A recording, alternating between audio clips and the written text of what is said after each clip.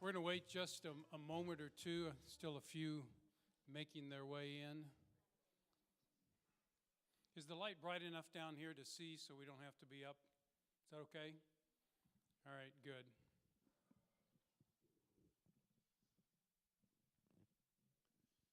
Wow, it got quiet. You can still talk. I have no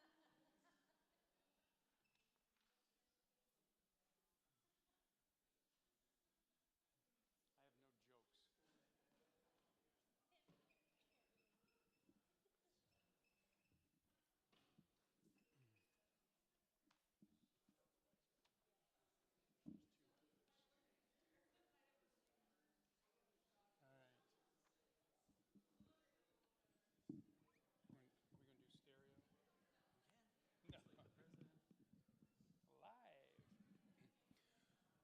Live. Okay, we're going to go ahead and move along. We'll have a few who will come in. Welcome. It is hard to believe that mid-semester break is almost here. We just started. We just had NSO luncheon like a week ago, Mary, and here we are, halfway through. I was meeting with Holly Irwin today and reminded her that 2 months from today, December 15th, is winter commencement. So we are moving right along. So anyhow, well, welcome. Good to have everybody here. Appreciate the good start to the year. We've got several updates. There have been lots of things going on. We're only going to hit just a few of these at this point, but I'm going to ask Jeff Bolster to come. You may have noticed there are a few things going on around Rohr Hall, and it has been busy, and a lot of people have been involved in that, so I've asked Jeff to give us a few updates and provide a little context. Don't know if you need this, but there you go.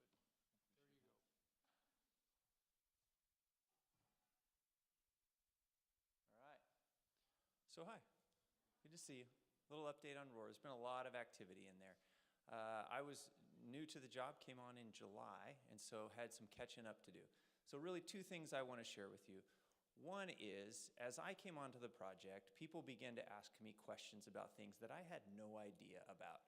Things that involved cadavers and limb drawers. And I'm not talking like tree limbs, I'm literally talking like limbs, like people limbs. These are the things going on in this building, people. You should be very concerned about what's happening in here.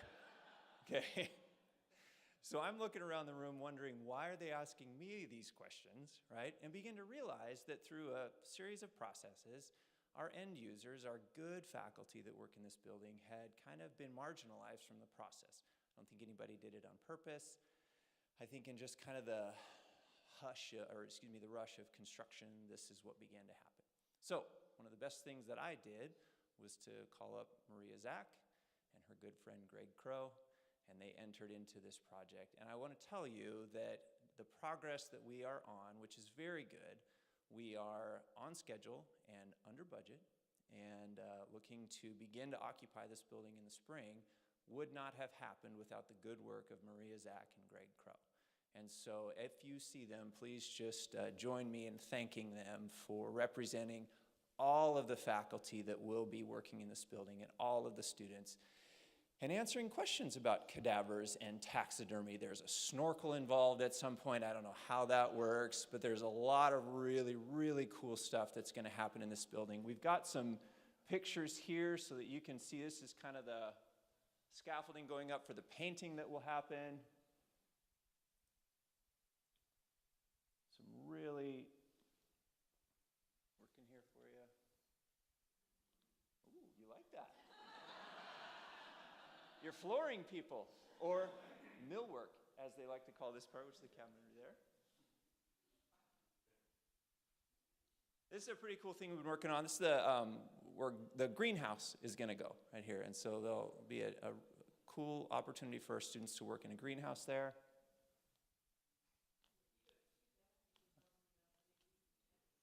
Where's the picture of the cadaver? Yeah. This is where this just in, this is where the mechanical system is going in this Friday. This is a... It's a 2-story object that will be dropped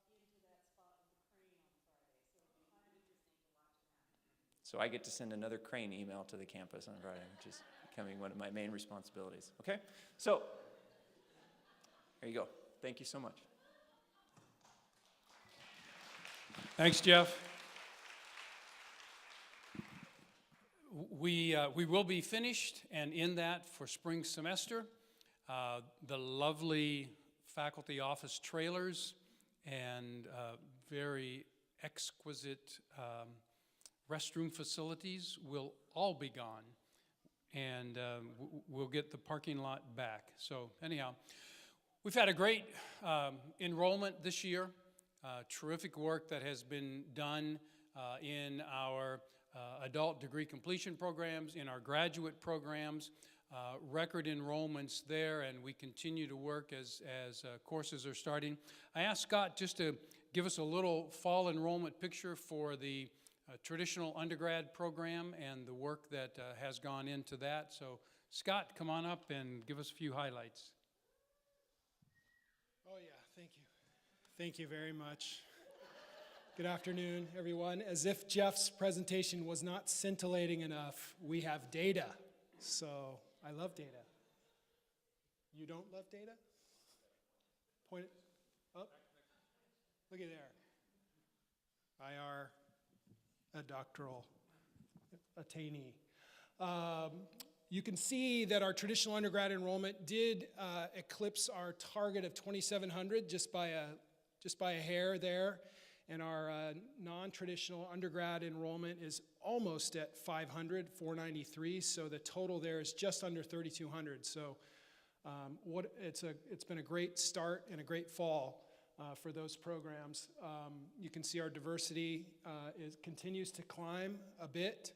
Now almost 41% of the campus on the traditional undergrad side, and you can see those adult numbers there at almost 70% of our students in the adult programs are people of color. And so we're excited about that, and you can see that there's plenty of women in our programs as well, so, which is good.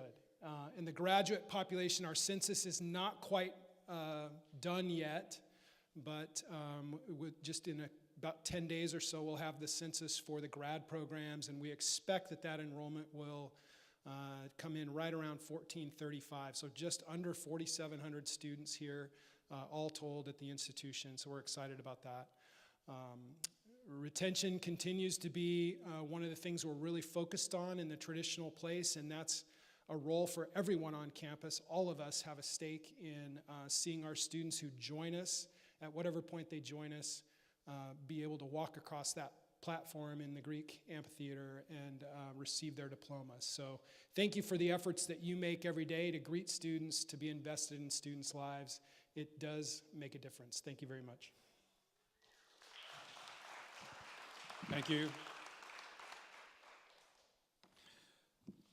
Record enrollments at every level, our traditional undergrad, the adult degree completion, and our grad programs. And as Brent has often reminded me, we'll have updates on that graduate enrollment with the beginning of Quad 2 here just shortly, and have that available hopefully by the 1st of next month.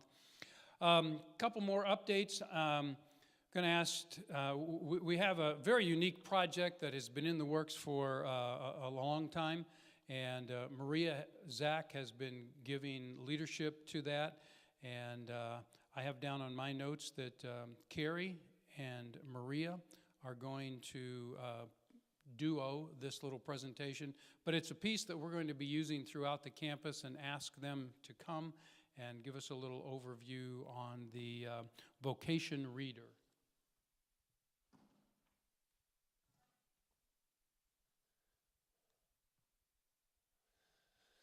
So part of our university promise is discovering who you're called to be, and so the title of this book is creatively called Called, and but we actually have been working on this for quite a while. I think it's maybe 5 years that we've been doing the NetView, maybe 6, something like that. This is part of the CIC, which is a work on vocation. So we've been having conversations around vocation for quite a while on campus, and reading various books, have various people come in and talk about that.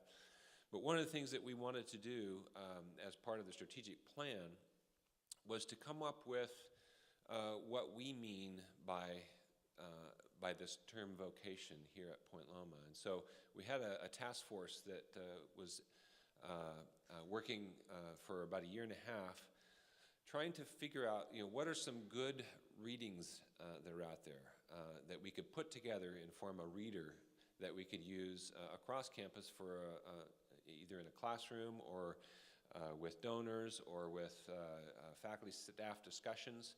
And so we went about doing that work. And this is the cover of that particular book. We have limited numbers of copies of those, but we have PDF versions of this that will be available. The artwork on this was done by one of our own students, and Maria worked really well with a publisher to get this put together for us. So what do we mean by calling or vocation? Hopefully, if you read this book, you'll figure it out. We actually understand vocation not simply as our work, not as our employment. The way it kind of works for me as I think about this is that there's a Hebrew term called avodah, which is the same word which means work, worship, and service. And the ideal is that word can be used individually for any of those three, but it ideally can be used to represent all. And a second word that's with that, kavanah, is the heart's intention. So when the heart's intention is daily given towards that task being done as an act of worship and service to others, then work, worship, and service become one and the same. And so when we talk about vocation, that's kind of what we're talking about. Vocation then can be any work that is done and offered to God as service and offered to others as service. And so there are, in this book, you'll find essays, you'll find short poems, you'll find lyrics for hymns and songs, you'll find pieces of art. This is one of the pieces of art that is in that book. And Maria, you know the story behind this piece of art, and you'll tell that to us here in a second. Here are some of the authors that are featured in the book. Hopefully you recognize some of those. But we had a good time putting this together. It was hard to kind of cull everything down. We got our list of desired items, and then we had to go out to the publishers and see if we could get permissions for them. And we got most of them. Some of them we had to make some changes on along the way. And then this is a second piece of art that's in there. And so I'm going to have Maria come up and talk a little bit about what we're going to be doing with this as it relates to some discussion groups that we have, as well as to talk a little bit about the process of putting this book together for us. So Maria.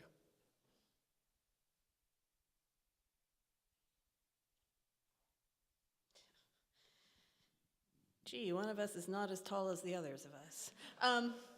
So this piece of artwork I really love. One of the interesting things about this, and you will all get a PDF copy of this in your email. I wanted to let you know what it was before I sent it to you.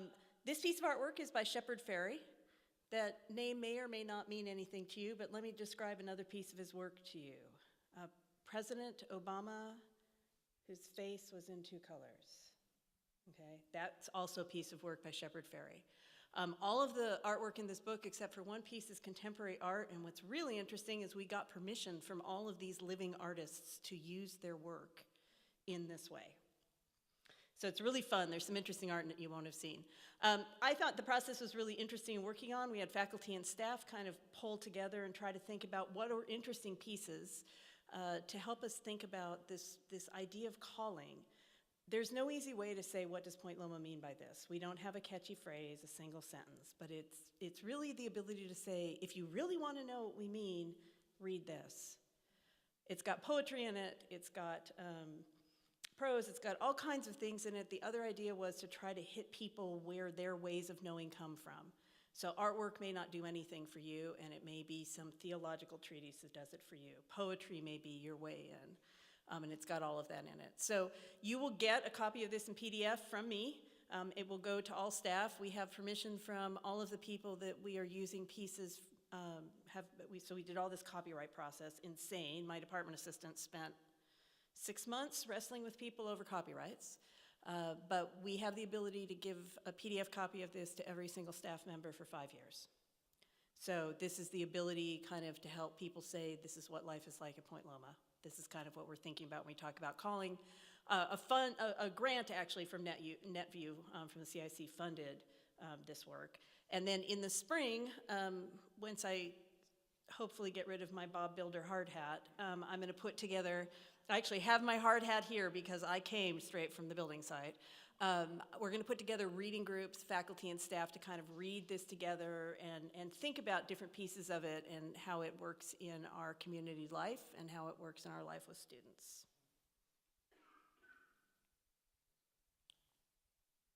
It goes that way?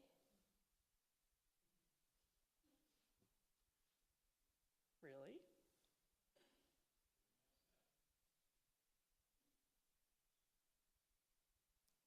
Let you try it. It's stuck. Okay. Good to know it's not just me. I saw.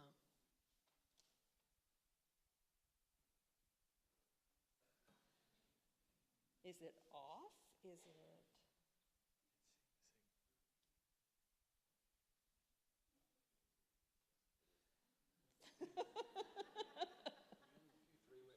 I was gonna say, usually technology works okay for me.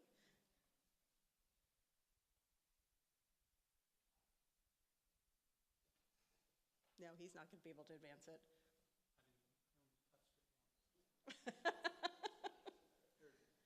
There it is. Oh. So we're gonna talk about what's your own sense of call and how do we talk about calling with students and with each other. All right, so that's what's gonna happen in the spring. Watch for email from me, but it won't be until after Christmas to try to launch that.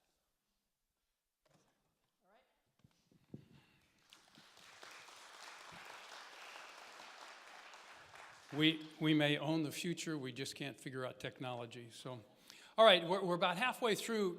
What questions do you have about anything so far? We've got renovation and enrollment and some things on calling and future. What questions?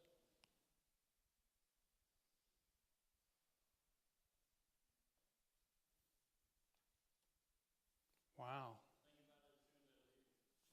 Okay, email me. All right, Samara's going to come and give us a wellness update, and then right after that, Mary's going to come up and provide a little information about LoveWorks and LoveWorks opportunities. I saw some wonderfully beautiful brochures on the back, and so Samara and then Mary.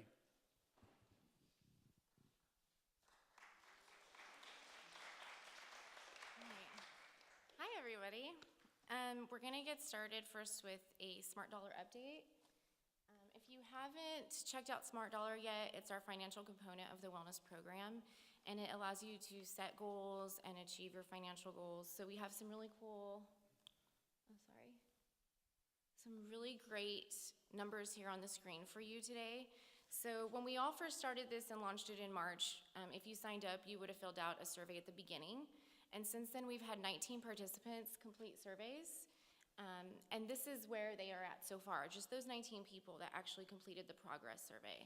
So they've had a total of $77,000 financial turnaround. So it's pretty amazing. And what really stuck out to me was from that, the almost $37,000 of debt that was paid off. So really excited to see the progress that everyone's made so far. And if you still want to get involved, we have 45 spots available left. So to do that, you would just log into the Wellbright website and then click on the Smart Dollar tile, and it'll just like walk you through how to get enrolled. All right. So next, our wellness committee is introducing a referral program.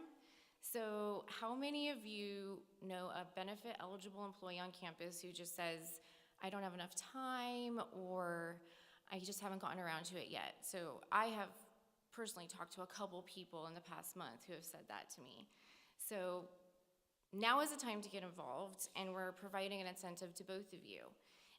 If you haven't been active in the WellWrite website and you reach out to myself or Ryan and let us know that you want to be activated or reactivated, and you complete the referral challenge within the next 30 days from that, then both of you receive $10. So just like it says up there, like everybody wins, you'll both get $10.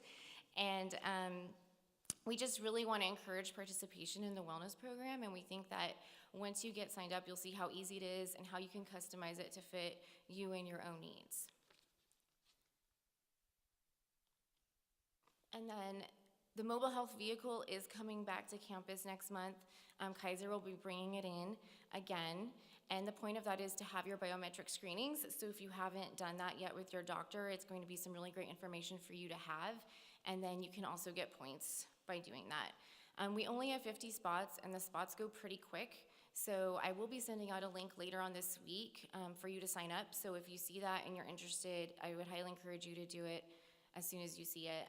And then if you are a Kaiser member and you do have an appointment, then they'll also be able to give you your flu shot if you haven't had it yet. And then this is just a list of some upcoming events that we have. So we do have a couple more Lunch and Learns left, and then just a reminder to save the date for our Liberty Station Community Walk. So this is really fun. If you haven't done it yet, I would really encourage you to do it, because we get started over at Alumni Lawn, and then we basically walk down the hill about 3 miles down to Liberty Station Conference Center. And yes, there will be tacos again. We will be eating tacos. There will be community time with each other, and then we'll have some prize drawings as well. So it'll just be a really fun time, and then we will be requesting buses. I haven't requested it yet, but we will be requesting buses, so we won't be all trying to walk up that hill with our bellies full of tacos. So that will be taken care of. And then just a reminder on our last 2 challenges, the Express Thanks and our community favorite, Meet Me at the Manger. So we'll be virtually walking to Bethlehem December 1st through 25th, so that would be 100 miles.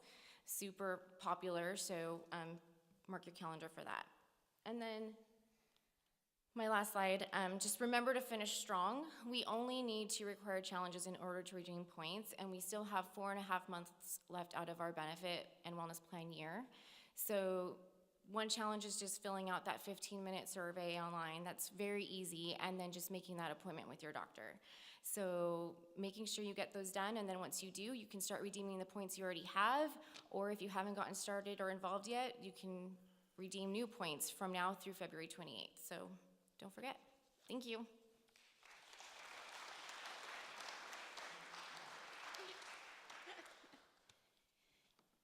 My Fitbit broke last week. It was a very sad event in my life, but I've got a new one, so I'm up and running again.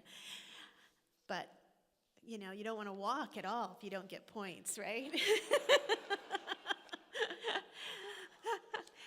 We've had a great summer this last summer with LoveWorks. Several staff were able to be part of that in leadership. I got to go along with my husband and led the team to Croatia. And we thought it would be good to take a moment and both share a short video with you. And then the Associate Director of International Ministries, Liliana Reza, will come up and just share a few points of information and some details around what's out in the back. Brian Becker would have loved to have been here, but needed to go and be with his mom, who's in ICU, so you can pray for Brian, but know that his encouragement is for you to be part of this LoveWorks journey. And also a note to say, thanks for all of those who support LoveWorks in all of your offices, from the transportation to student financial services to all sorts of places in which you get called upon to help us do this work, and the ways in which you engage in that work in your offices. So we're going to play this video for you to start.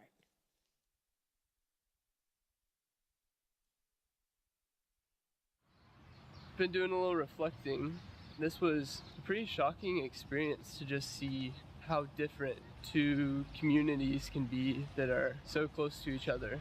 These divisions are not unique here in Croatia.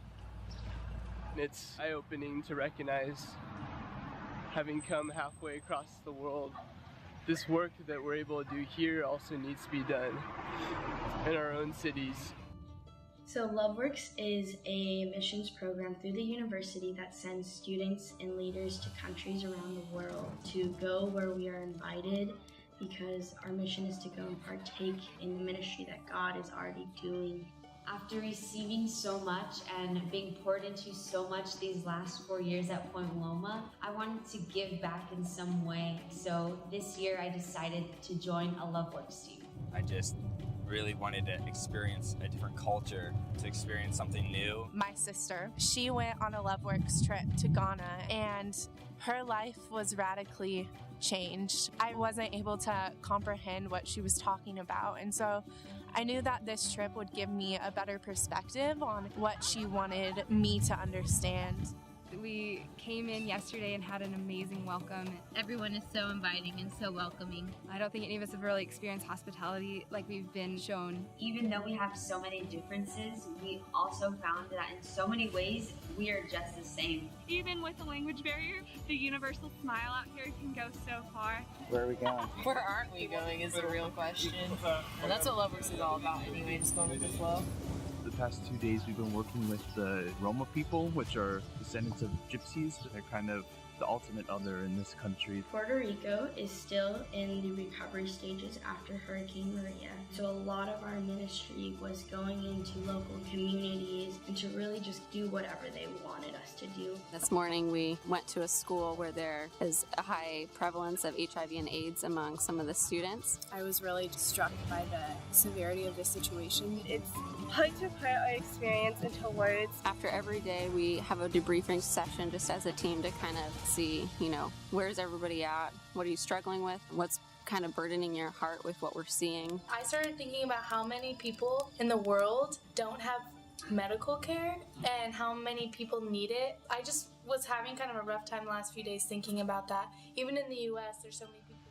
LoveWorks stretches your faith. It causes you to ask questions. It's an opportunity to get away from your comfort zone, to see what kind of needs there are outside of yourself and experience God and His love in such a unique way.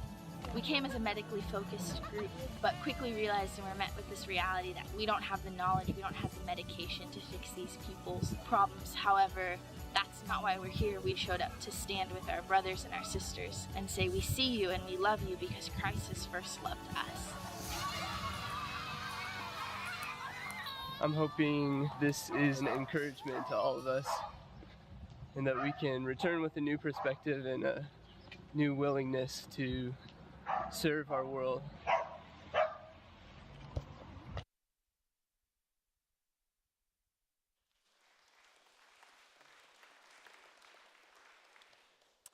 Hola, my name is Liliana Reza, and you can call me Lily, and I'm really happy to share a little bit about what LoveWorks is all about with you guys this afternoon. LoveWorks has been in existence here at PLNU for 30 years, and it's something that is it is who we are. We are people that serve, we are people that are called to, just not serve in this community or not even just across the border, but all over the world. We're part of a global church.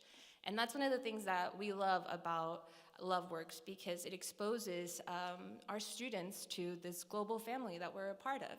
So one of the wonderful things about LoveWorks is that we go where we are invited to. We're not randomly choosing places around the world.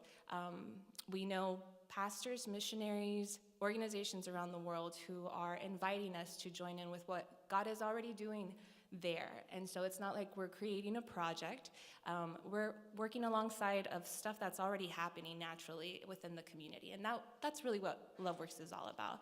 If you're interested, we have some leader applications in the back. And we also have a leader dinner that we're going to be having this week at 5:30. what is it called? Gray Carey. I want to say Gary Carey, but it's not. So whatever that is, that room, you know what I'm talking about. You can join us, or you can grab some brochures in the back and learn a little bit about the places that we will be heading to this summer, and we appreciate your prayers. So thank you so much for supporting.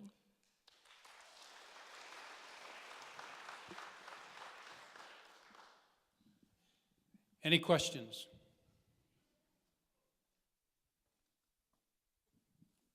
So quiet. Okay.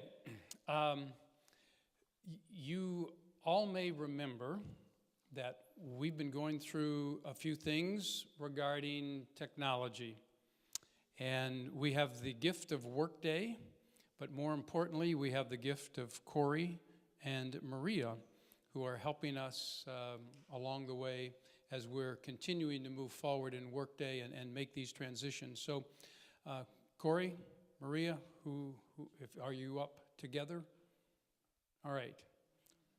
Give them just an applause of thanks for... Corey, tell us what's going on.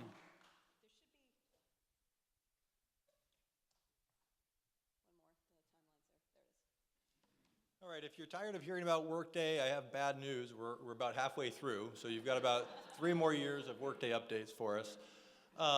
We are working on Workday Student. If you recall, Workday HR went live in 2016. Their theme was no more paper time cards. Finance followed shortly thereafter. No more paper is what you heard. Tim's going to chant it right now, I think. Finance continues to do some exciting work in Workday. They're moving some of what used to be Excel spreadsheets into a request framework into Workday as well. They've rolled some of that out for the faculty side of things for some of their requests, and I think some of that will come out for administrative side as well for budget transfers and other things like that. So I think now their theme might be no more spreadsheets, mostly. Despite what you may be thinking, the theme for student is not no more students. We are hoping to have a very successful Workday implementation. Our first go live for Workday Student will be February of 2019. And that'll be pulling over some historic records for students. We've been on Gensbar CX for almost 40 years. And we've got institutional records going back to 1902. So as you can imagine, over that time, a lot of records have gotten dirty. If you can imagine working on a spreadsheet for 40 years, some data errors might be in there. So the records team, the IT team is working really hard to get all that data cleaned up. That's our first go live for February 2019. There won't really be any impact for most people in this room for that first go live. The next go live will be October 2019, and that's where we'll have a lot bigger impact for students using it. That'll be our first student registration for the spring of 2020, which will be hopefully a big accomplishment. Hopefully that'll go really well. Also, on that go live, we'll be doing student billing. So students' bills will be generated out of there. We do have one remaining big integration that's getting bumped down the road to later in 2020 for the 2021 year, and that's the financial aid packaging. So we're doing some integration to our current financial aid package in the meantime, and then we'll be going live for the 2021 academic year to get students' financial aid packages built out of Workday. I'm sure I'm missing something. Maria? So it's going to be a lot of work for a small group of people. That's what I would say. Yeah, so the next year we have Workday consultants on site about 2 weeks a month. So we're going to be, like Maria said, the records team, the student finance and financial aid team, and IT will be involved in various capacities for that those on-site visits.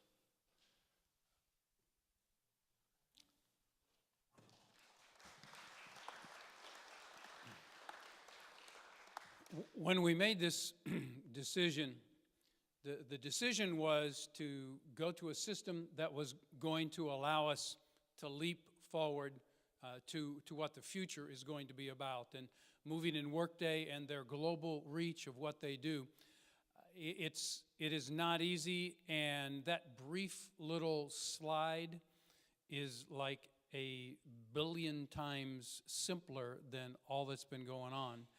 But what this is going to allow us to do, and really to help us structure for the future, is phenomenally important to us and our future. And so to everybody involved all across the university, I know it's been thousands of hours of work, but our future and what we will do for the next couple of decades is going to be really shaped by this. So thanks to Corey and Maria for leading this, and all of the team involved in this. And while a small group is going to be very intensely involved, the large group of us will all have some role in this. So keep encouraged, keep moving. This is going to work. We are going to get there, and it will help transform our future and what we're going to be doing.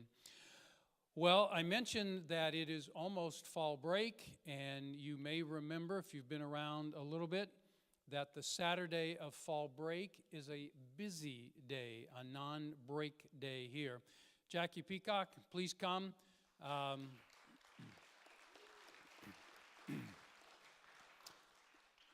So, Jackie, what's happening Saturday?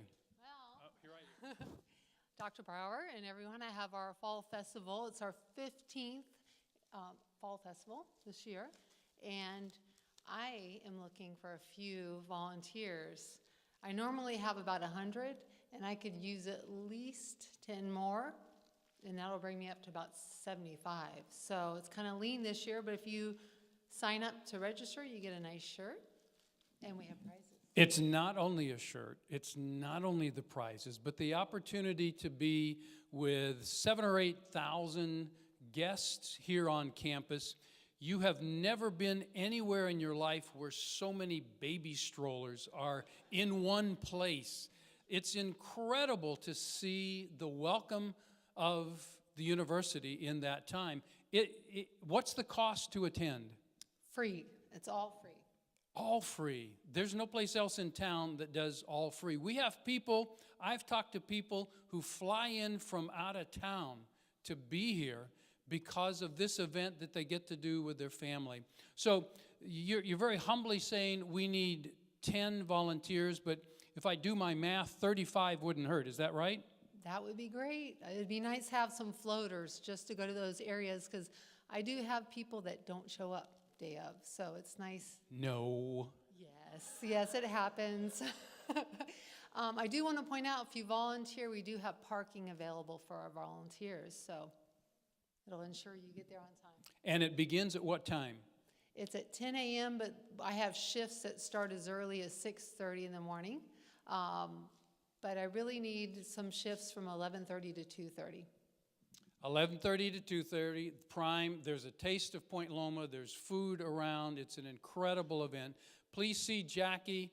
We'd love to have you volunteer and be a part of this event. It is one of the stellar events for the Point Loma community and really the city as people come in to enjoy that time.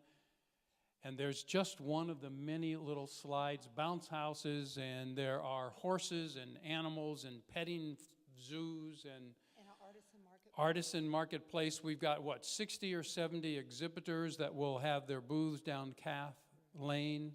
And we have karaoke. If you want to sing, you can.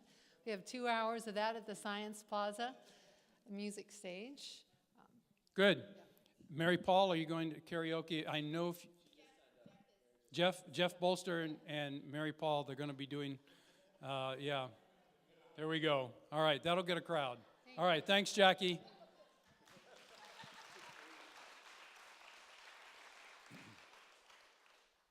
I'd pay money. You got to come and see if they really do it. You know, be a part of that. All right, last item on the agenda. I don't know if we have a slide.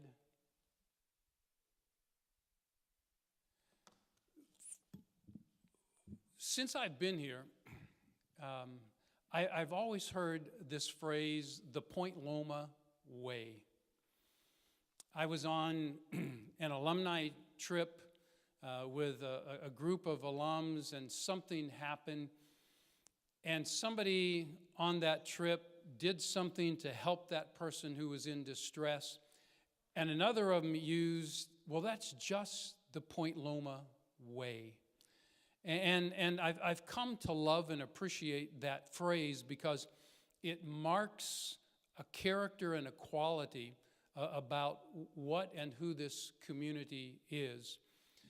It happens not only in the ways that we are friendly and engaging and kind and respectful to each other, but it happens in our story of who we are.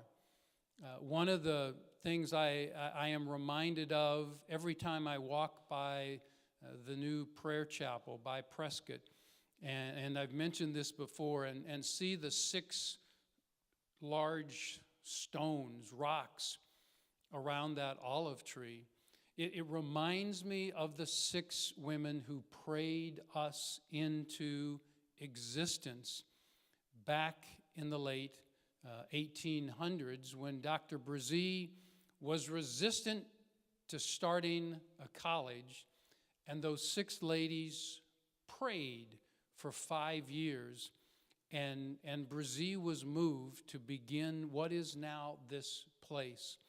Much more than I think those 6 ladies ever could have envisioned. Certainly not this place here. But across the years, the stories of our lives together have come to provide a meaningful description of what it means to be a part of the Point Loma community. And Marketing Creative Services, Sharon Ayala and her team have been working to gather together an expression of this. We heard a little bit about who we are in the description that Carrie and Maria provided in the reader, about this place of purpose and calling, about becoming who you are fully called to be. That's not just something that we do to students.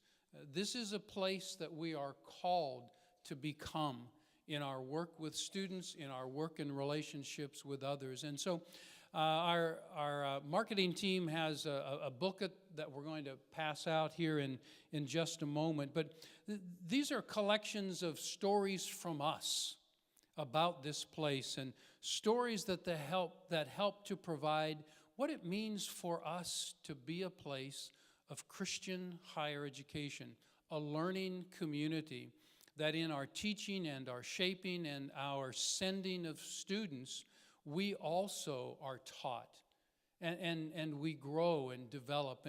And we have this opportunity to shape our community and to grow together deeply in what it means to be the body of Christ here.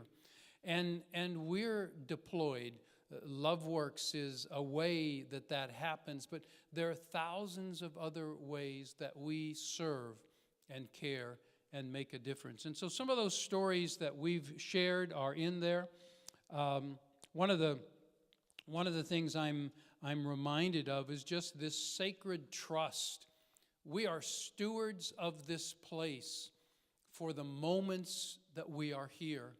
There have been thousands who have come before us since 1902, and hopefully there will be thousands and thousands more who follow us.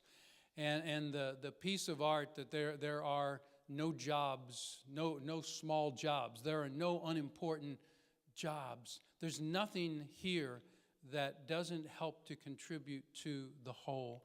And so these are expressions and reminders of what it means for our Point Loma way to be carried out in our calling, moment by moment, day by day, week after week. The semesters pass like moments, and the years fly by. But our attention with our students and with each other is personal and intentional, and it shapes our community, and it makes us who we are. The Point Loma way is us. It's God's call in our lives to live out this call with others. So as you receive this, I hope it'll encourage you, hope it'll kind of lift your eyes. We talk a lot about the horizon out there, but I hope it'll lift you in your work and your spirit and encourage you to live out your call as I strive to live out my call that God has placed within us, among us, and for us together in this community. So, folks, are you going to pass those out as we leave? Okay, we're gonna do that so that it's efficient. That whole group that got up, they weren't mad, but they're going to help pass out booklets, and they'll meet you in the back. Thanks for all you do. Thanks for the work of this semester. As we share together in the last half of this semester, there are many needs, personal, physical needs around about us. Let's pray for each other, hold each other up, and live out this Point Loma way together.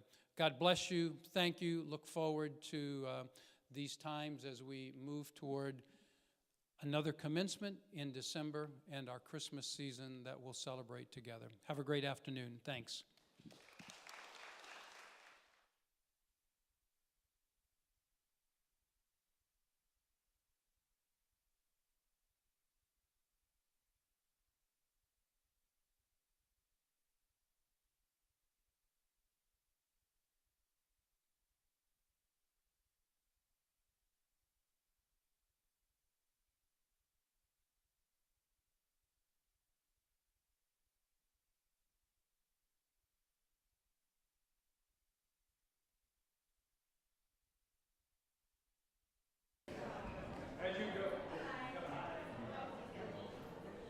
As you go, it's George Ladder's birthday, so wish him happy birthday.